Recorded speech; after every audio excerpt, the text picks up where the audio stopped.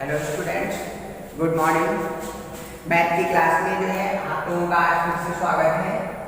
आप लोग जैसा कि जानते हैं हमने आप लोगों को टेक्नोमेट्री पढ़ाई है और टेक्नोमेट्री समाप्त हो चुकी है और हम जानते हैं कि टेक्नोमेट्री आप लोगों को समझ में आई होगी। ठीक है, तो आज जो है एक दूसरा चैप्टर पढ़ाते हैं। आज एक नया चैप्टर आप लोगों को पढ़ाया जाएगा और चैप्टर का नाम है वृत्तों से संबंधित क्षेत्रफल। कौन सा चैप्टर पढ़ना है? वृत्तों से संबंधित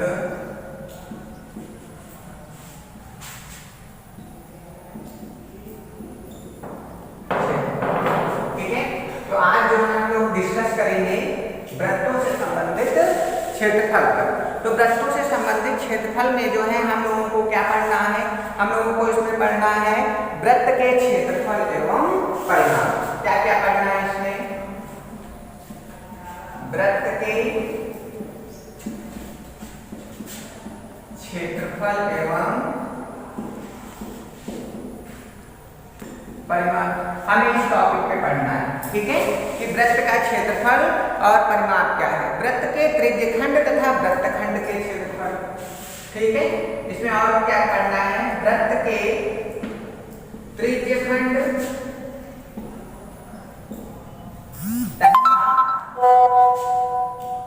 वृत्तखंड के क्षेत्रफल। ठीक है, ये पढ़ना है। और क्या पढ़ना है आपको? वृत्त एवं विभिन्न समतल आकृतियों पर आधारित वृत्त एवं विभिन्न समतल आकृतियों पर आधारित क्षेत्रफल तथा परिमाप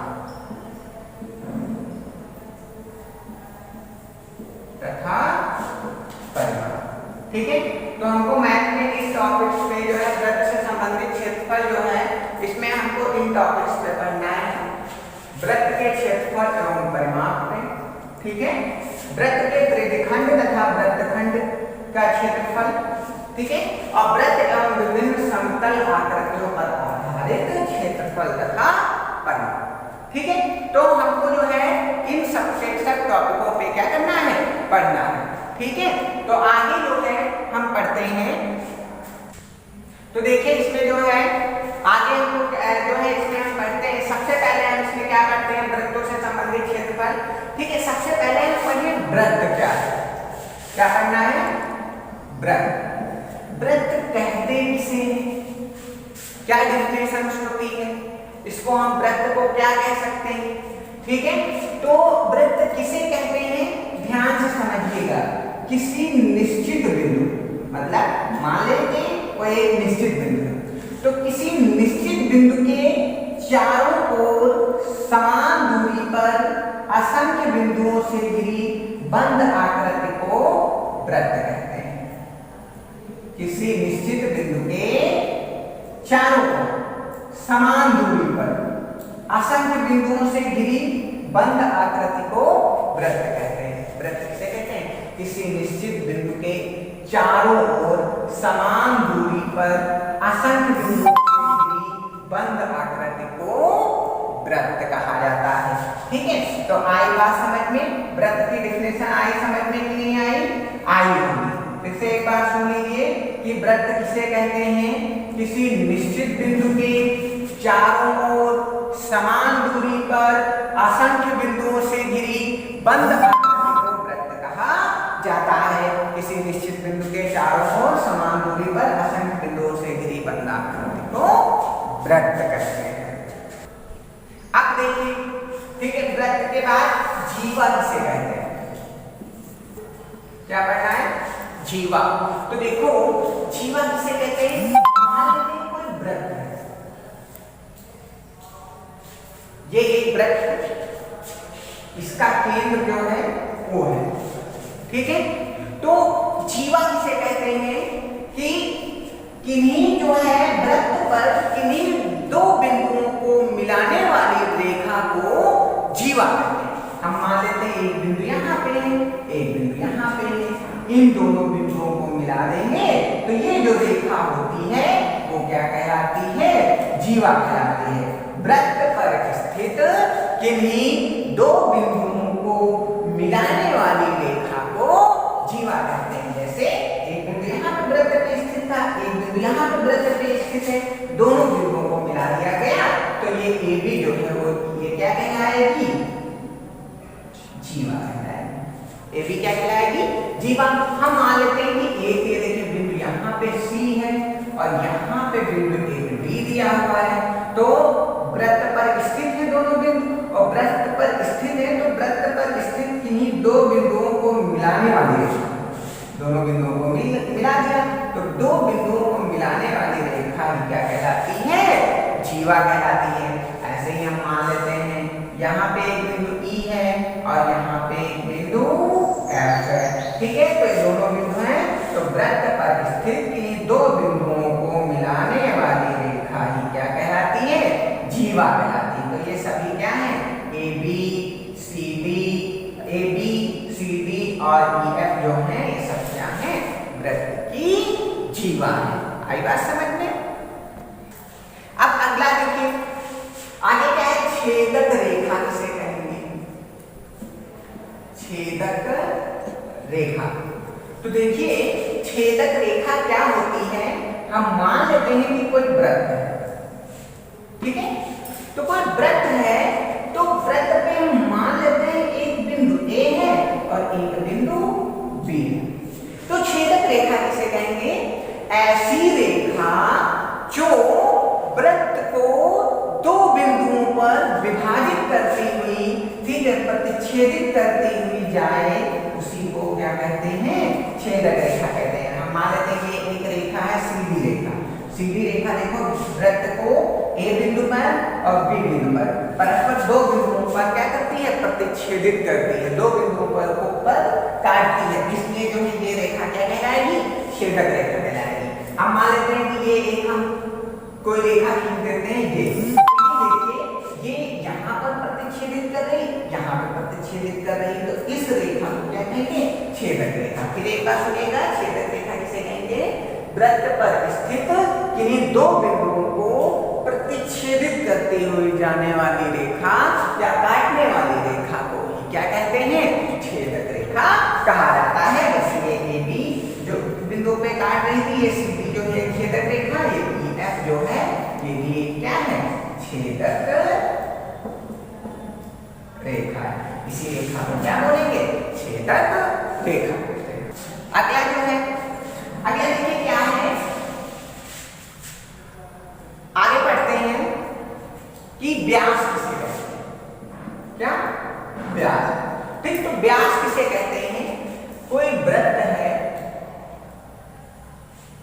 वृत्त के केंद्र से होकर गुजरने वाली जीवा को व्यास कहते हैं। व्यास किसे कहते हैं? वृत्त के केंद्र से होकर गुजरने वाली जीवा को ही क्या कहते हैं? व्यास कहते हैं। हमने आपको जीवा बताया था कि ऐसी जो है रेखा, ठीक है, जो वृत्त पर स्थित दो बिंदुओं को आपस में मिला, तो ये हम मान लेते हैं ये AB रेखा है, वो वृत्त पर स्थित है दो बिंदु, ठीक है, A और B, इन दोनों बिंदुओं को आपस में मिलाती है, तो ये जीवा है। और व्यास किसे कहेंगे?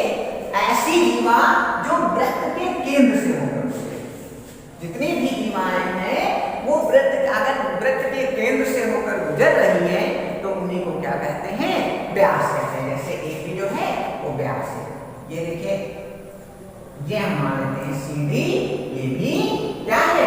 व्यास है, क्योंकि केंद्र से गुजर रहा है। और ये देखिए ये EF, ये भी क्या है? व्यास है, ठीक है। तो ये सब क्या कहलाएंगे? व्यास कहलाते हैं। अब देखिए ये व्यास है। अच्छा, व्यास तो हमने पता चला कि त्रिज्या किसे कहते हैं? त्रिज्या, ठीक है। तो जो व्यास होता है, तो व्यास त्रिज्या जो होती है वो व्यास की आधी होती है, ठीक है। तो वृत्त के केंद्र से और उसके वृत्त के परिधि के बीच की दूरी को त्रिज्या कहते हैं। त्रिज्या किसे कहते हैं? वृत्त के केंद्र से परिधि के बीच की दूरी को ये त्रिज्या कहते हैं, यहाँ से और यहाँ तक। ये क्या है? ये त्रिज्या है। और त्रिज्या जो होती है वो हमेशा व्यास की आधी होती है। ठीक है, त्रिज्या बराबर क्या होता है? वृत्त की त्रिज्या बराबर व्यास बटे 2। त्रिज्या जो होती है वो क्या होती है? व्यास की आधी होती है। और व्यास जो होता है वो हमेशा त्रिज्या का 2 गुना होता है। व्यास जो है, अगर हमें त्रिज्या दी है तो अगर व्यास लेना है, व्यास से देंगे तो व्यास हमेशा त्रिज्या के क्या होता है? 2 गुना होता है। तो व्यास इक्वल टू 2 इंटू त्रिज्या। ठीक है, 2 into radius, part equal to 2 into radius. अब अगला देखिए, चाप किसे कहते हैं? ठीक है, तो चाप क्या होता है? कोई वृत्त है,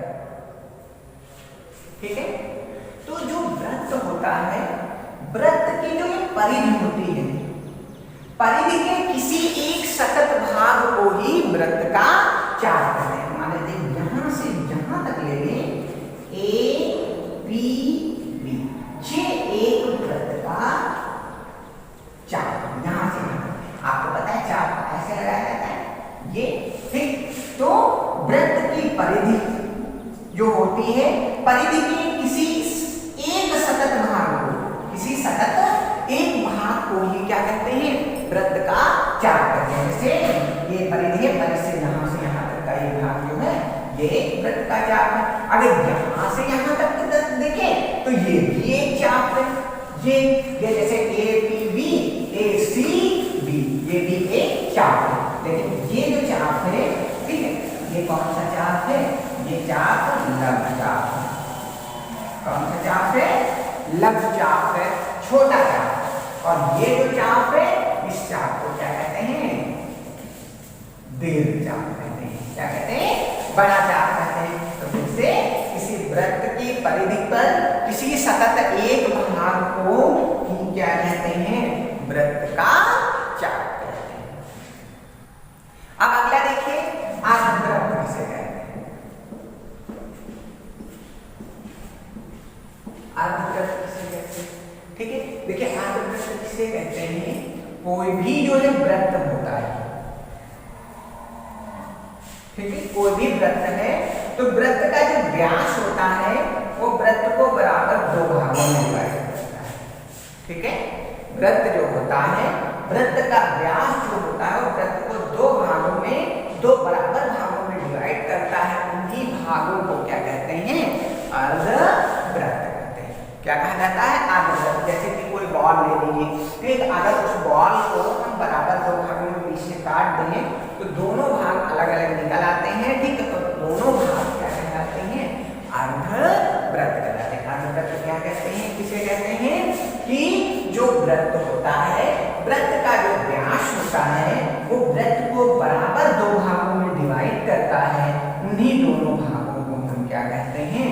अर्धवृत्त कहते हैं। अगला देखिए क्या है? वृत्त का चतुर्थांश।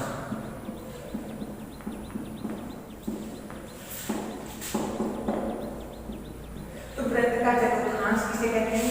कोई भी वृत्त है, किसी वृत्त का 1/4 भाग जो है वृत्त का चतुर्थांश कहलाता है। मतलब कि अगर वृत्त को बराबर एक ये व्यास हो गया, ठीक है, और एक ये व्यास हो गया, ठीक, दोनों व्यास है, तो ये व्यास देखिए, 2 व्यास जो है दोनों बराबर 4 भागों में क्या कर रहे हैं? इसको वृत्त को डिवाइड कर रहे हैं। कितने भागों में डिवाइड कर रहे हैं? 4 भागों में डिवाइड कर रहे हैं। तो वृत्त के जो कोई वृत्त होता है, तो वृत्त को जब 4 भागों में डिवाइड किया जाता है तो वृत्त के 1/4 भाग को ही वृत्त का चतुर्थांश कहते हैं। जैसे ये 4 भागों में डिवाइड किया गया तो यहाँ से यहाँ तक का ये भाग जो है ये क्या कहलाएगा? वृत्त का चतुर्थांश। यहाँ से यहाँ तक का ये भाग जो है ये भी वृत्त का चतुर्थांश। यहाँ से यहाँ तक का ये भाग जो कहलाएगा ये भी चतुर्थांश कहलाएगा। और यहाँ से यहाँ तक का ये भाग जो कहलाता है ये भी वृत्त का चतुर्थांश होता है। ठीक है, वृत्त का चतुर्थांश हमेशा जो है 90 डिग्री का एंगल बनाता है। कितने डिग्री का कोण बनाता है? 90 अंश का कोण बनाता है। तो अतः वृत्त का चतुर्थांश किसे कहेंगे कि कोई भी वृत्त है, वृत्त के 1/4 भाग को ही क्या कहते हैं, वृत्त का चतुर्थांश कहा जाता है। आगे देखिए वृत्त का परिमाप।